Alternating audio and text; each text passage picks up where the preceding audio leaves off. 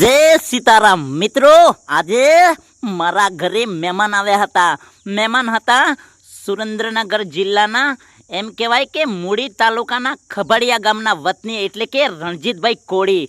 અને મને ઘણા સમયથી ફોન કરીને કહેતા હતા કે ગોવિંદભાઈ, હું એક નાનો કલાકાર છું, ભજની મંડળમાં અને નાના મોટા રાસ ગરબાની અંદર નાના મોટું સિંગરનું કામ કરું છું.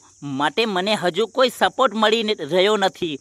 એ માટે તમારો સહયોગ સપોર્ટ જોઈએ છે.